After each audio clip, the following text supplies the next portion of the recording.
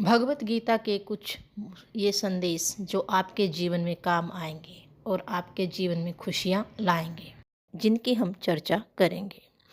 अगर हम इन उपदेशों में को अपने जीवन में अपना लें तो हमारे जीवन में खुशियाँ ही खुशियाँ आ जाएंगी और हम निस्भाव से अपने जीवन को जिएंगे। सबसे पहले उपदेश में कहा गया है कि मनुष्य के पास जो दुख है उनकी शुरुआत कहाँ से होती है। मनुष्य में दुखों का आरंभ कहाँ से होता है। तो दुखों का आरंभ है जो वो अपनापन है। जब हम किसी व्यक्ति, स्थान या फिर वस्तु के साथ अपने आप को जोड़ लेते हैं, अर्थात उसके बिना हमारी खुशियाँ अधूरी हैं, उनके बिना हम जी नहीं पाते हैं, तो वो हमारे दुखों का सबसे बड़ा कारण होता है। तो अपने आप को किसी भी वस्तु, व्यक्ति, स्थान से इतना भी मत जोड़िए कि उसके न होने से या फिर उसके चले जाने से आपका जीवन बहुत ही दुखों से भर जाए। जैसे एक साहूकार, उसने बड़ा ही सुंदर महल बनाया और अपने महल को देख देख करके वो इतना खुश हो रहा था, इतना अधिक खुश हो रहा था कि उसके लिए सब कुछ वही था। दूर दूर से लोग उस महल को देखने आते थे और खरीदने का भी प्रयास करते थे, लेकिन साहूकार अपने महल को बेचना नहीं चाहता था। एक दिन साहूकार बाजार गया हुआ था और पीछे से महल में आग लग गई। जब साहूकार आया तो वह बड़ा ही रोने लगा, चिल्लाने लगा, ज़ोर ज़ोर से दहाड़ने लगा, मैं इसके बिना कैसे रहूँगा, मेरा इतना प्यारा महल जलकर राख हो गया। तो उस जलती हुई आग में वो अपने आप को झोंकने के लिए तैयार था, लेकिन लोगों ने उसे पकड़ा और बताया कि तुम्हारे बेटे ने कल ही इसका सौदा है जो वो तय किया है। तो साहूकार को थोड़ी सी दिलासा मिली और वो बड़ा खुश हो गया कि मेरा महल नहीं है ये अब। और उसे बड़ी ही अच्छा लगा कि मेरा बेटा कितना भाग्यशाली है जो उसने इतनी बड़ी हानि होने से मुझे बचा लिया। इतने में उसके बेटे ने आकर बताया कि जो सौदा तय हुआ था अभी वो पक्का नहीं हुआ है, अभी बात अधूरी थी। तो साहूकार फिर दुखी हो गया। यहाँ पर देखो, किसी चीज़ से अपनापन होने के कारण हमारे दुखों का आरंभ होता है। जब हम उसके साथ अपनी सारी खुशियाँ जोड़ देते हैं तो दुखों का आगमन शुरू हो जाता है। दूसरा उपदेश, हमें हमेशा अच्छे कर्म करने चाहिए और कभी भी बुरे कर्मों की तरफ ध्यान नहीं देना चाहिए, क्योंकि भगवान के घर पर देर है अंधेर नहीं है। भगवान के घर में इतने कैमरे लगे हुए हैं कि आपके कर्मों पर उसकी दृष्टि लगातार बनी रहती है। तो कभी भी ये मत सोचें कि आप छुप कर अगर कोई काम गलत कर रहे हैं तो उसकी सज़ा आपको नहीं मिलेगी। ऐसा सोचोगे तो यह बहुत बड़ी गलती होगी आपकी। तो भगवान आपके हर कर्म को देख रहा है। कभी भी हमें गलत कार्य को नहीं करना चाहिए, किसी के साथ धोखा नहीं देना चाहिए। जैसे कि दो मित्र एक गांव में रहते थे, दोनों ही गरीब थे। तो दोनों ने सोचा चलो धन कमाने के लिए शहर की तरफ चलते हैं।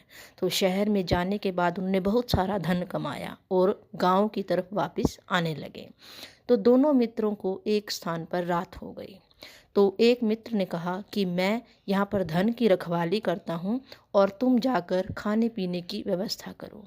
तो एक मित्र वहाँ पर रुक गया और दूसरा खाने पीने का सामान लेने चला गया।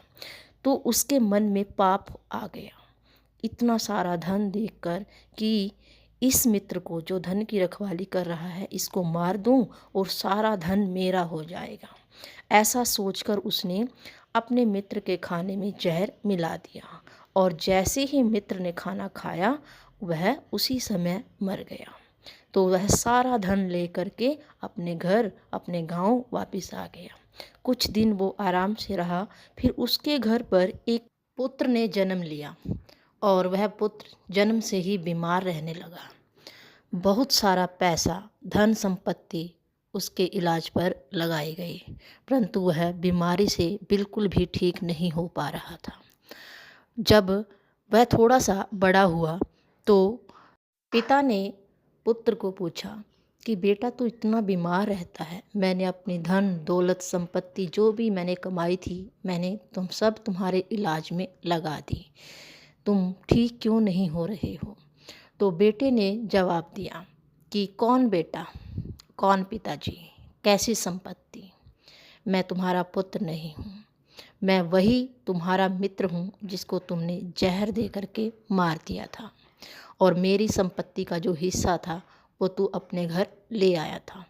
मैंने अपनी संपत्ति के हिस्से के साथ साथ तुम्हारी संपत्ति को भी नष्ट कर दिया है, तो तुम्हारे कर्मों की सज़ा तुम्हें यहीं पर मिल रही है। हमें अपने कर्म अच्छे करने चाहिए और कभी भी किसी को धोखा नहीं देना चाहिए। किसी के साथ किया हुआ छल आपको इसी जन्म में ही भुगतना पड़ेगा।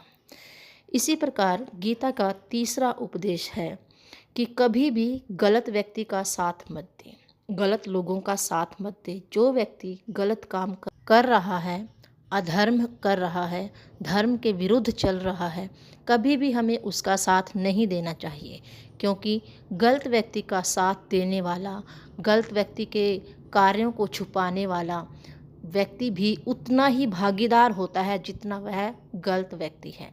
तो जब श्री कृष्ण ने अर्जुन से कहा कि तुम युद्ध के लिए तैयार हो जाओ, तो अर्जुन ने कहा कि मैं कैसे इनका सामना करूं, मेरे गुरु जी हैं, मेरे भाई बंधु हैं, सब हैं ये, मैं कैसे इन पर वार करूं, कैसे मैं इन पर आक्रमण करूं, मैं नहीं कर पा रहा हूं।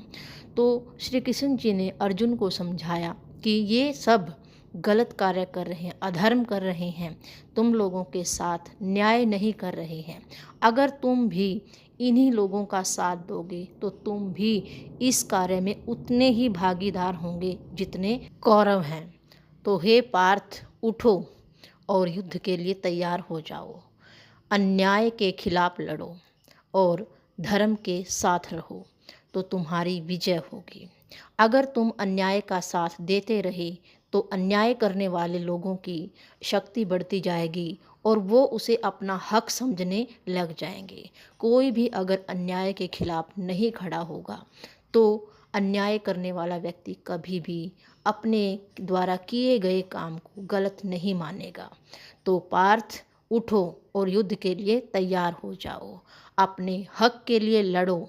आप अपने हक के लिए लड़ रहे हो, आप दूसरे का हक नहीं छीन रहे हो। जय श्री कृष्ण।